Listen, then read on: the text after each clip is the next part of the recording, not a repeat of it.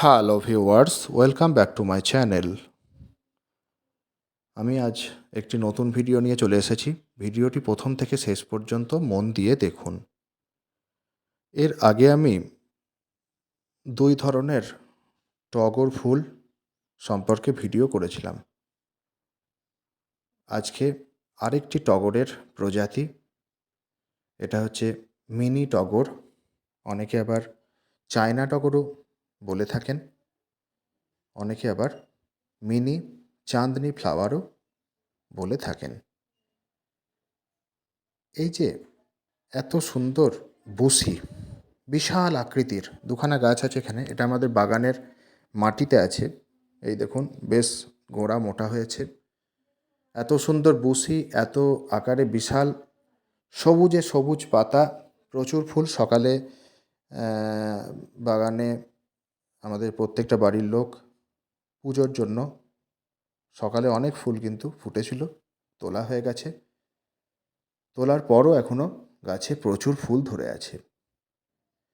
আজকে এই যে এত ফুল ধরাবেন কি করে, এবং সাইজটাও দেখুন বেশ বড় বড়, মানে এটা মিনি আর কি, ছোট সাইজের টগর হলেও এর বড় বড় বেশ সাইজটা ফুল ফুটেছে। কি এই পরিচর্যা, এটা আমি বলবো। আমার টবে একটা গাছ আছে, প্রচণ্ড রোদ্দুর, তাই আমি বাগানের ছায়ায় ভিডিওটি করছি। আর টবের গাছটি আমি টবে দেখাতে পাচ্ছি না, এখন ছাদে আছে। তা আমি যারা টবে পরিচর্যা করবেন বা টবে গাছ বসাবেন, আমি বলে দিচ্ছি একবার তাদের জন্য কেমন মাটি নেবেন। টবে সবসময় যে কোনো গাছই করলেই ওয়েল ড্রেনেজ সয়েল হওয়া জরুরি। কেননা জল যদি জমে যায়, অতিরিক্ত জল যদি টব থেকে বেরোতে না পারে, তাহলে কি হয়, গাছে মৃত্যু ঘটে থাকে। মানে জল জমে শিকড় পচে গিয়ে গাছের মৃত্যু ঘটে থাকে। অতএব সেই জন্য আমরা কি করব, 40% গার্ডেন সয়েল নেব, 30% বালি নেব, 20% যে কোনো কম্পোস্ট নেব, পাতা পচা হোক, ভার্মি কম্পোস্ট বা যে কাউডাং কম্পোস্ট, আর 10% নেব কোকোপিট। কেননা এই টগর গাছের মাটি ময়েশ্চার হওয়া জরুরি। মানে জল কিন্তু চপচপে হবে না, কিন্তু জলটা যেন ধরে থাকে, বিশেষ করে এই যে গরমকালে। কেন মাটি যদি একদম শুকনো খটখটে হয়ে যায়, গাছের ক্ষতি, ফুল কমে যাবে বা পাতা হলুদ হয়ে যাবে, এত সুন্দর জেল্লা কিন্তু থাকবে না। আর সাথে এক মুঠো নিমখোল দিয়ে আমরা গাছটি বসিয়ে দেব। মনে থাকবে, গাছ বসানোর 15 দিন পর থেকে আমরা জৈব যে সার, মিক্সড ফার্টিলাইজার, যারা আমার চ্যানেলে ভিডিও দেখেন তারা তো জানেন, সেই জৈব সার আমরা মাসে 2বার করে ব্যবহার করব।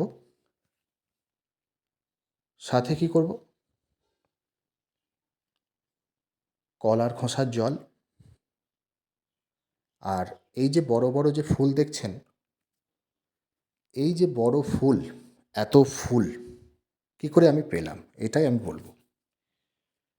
আপনারা যারা পেঁয়াজ খান, সেই পেঁয়াজের যে খোসাগুলি আপনারা কি করবেন, একটা জায়গায় জমিয়ে রাখবেন।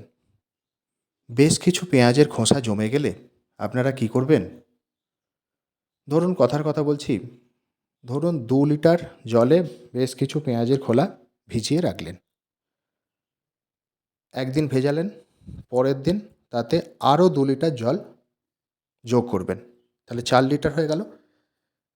এবার যেহেতু এই গাছগুলো মাটিতে আছে, এদের একটু পরিমাণ বেশি লাগবে, দিয়ে কি করবেন, এইখানে মোটামুটি ওই 1 লিটার করে, যেহেতু মাটি আছে 1 লিটার করে জল আমরা গোড়াতে দিয়ে দেবো। আর যাদের গাছ টবে আছে, ধরুন কথার কথা বলছি 10 ইঞ্চি পটে আছে, তারা কি করবেন, যে জলের যে গ্লাস হয়, 1 গ্লাস করে আমরা সেই মাটিতে দিয়ে দেবো।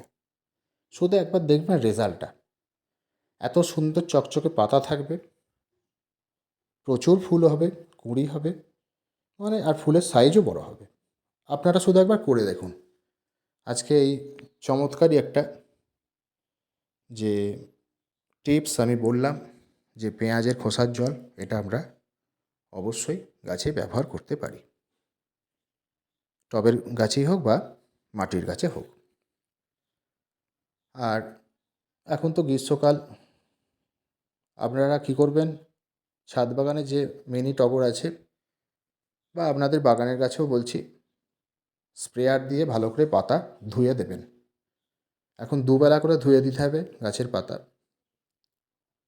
এইভাবে করুন, দেখুন গাছ খুব সুন্দর থাকবে, ভালো থাকবে। আর রোগ পোকা বলতে কি, সেভাবে এরা একটুখানি হার্ডি, মানে শক্তিশালী বলতে পারেন, ভালো এরা। একটু যত্ন করলেই এরা চিরসবুজ থাকে।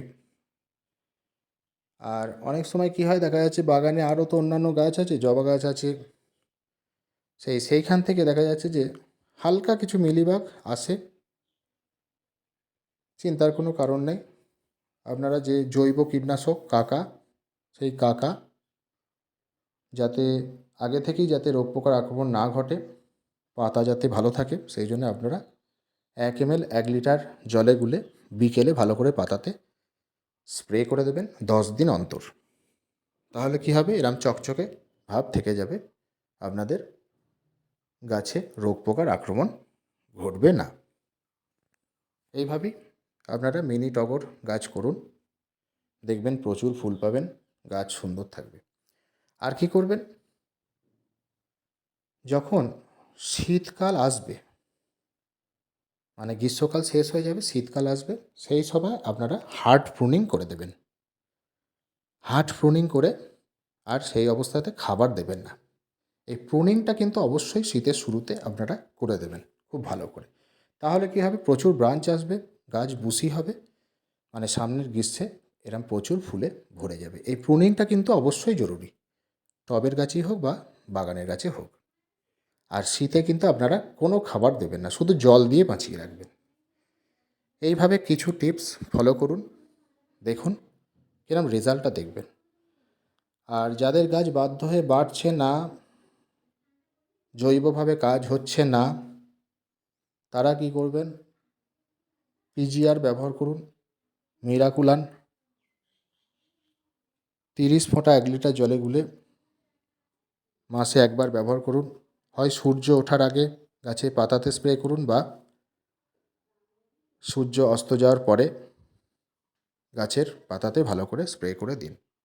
দেখবেন গাছের বৃদ্ধি হয়ে গেছে। মানে মেন হচ্ছে কি বলুন তো, এনপিকে।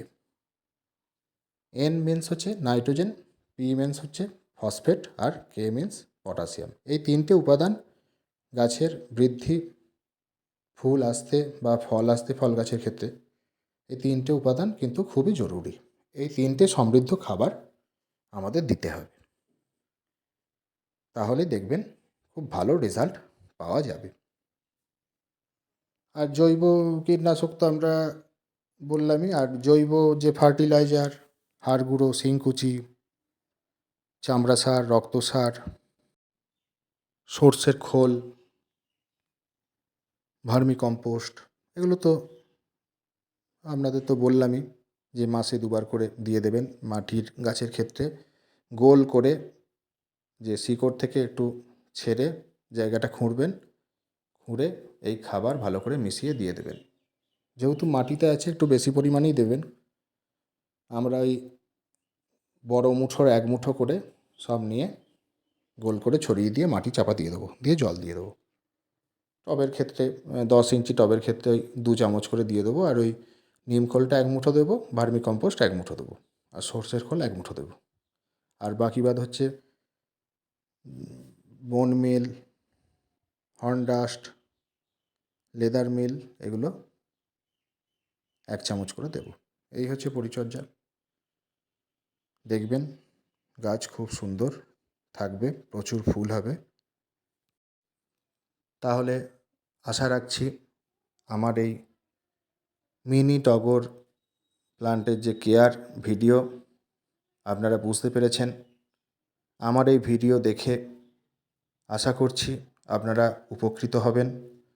যারা ভাবছেন যে এই যে মিনি টগর গাছ বসাবেন, তাদের জন্য আশা রাখছি এই ভিডিওটি খুবই গুরুত্বপূর্ণ হবে। ভিডিওটি যদি ভালো লেগে থাকে অবশ্যই লাইক করুন। গাছপ্রেমী বন্ধুদের সাথে বেশি বেশি করে ভিডিওটি শেয়ার করুন, যাতে আমার ভিডিও দেশ তথা বিশ্বে ছড়িয়ে পড়ে। যারা নতুন, আমার চ্যানেলটি অবশ্যই সাবস্ক্রাইব করুন। আর আমাকে কিছু জানতে অবশ্যই কমেন্ট করুন, আমি কমেন্টের উত্তর দেব। আশা রাখছি। ধন্যবাদ।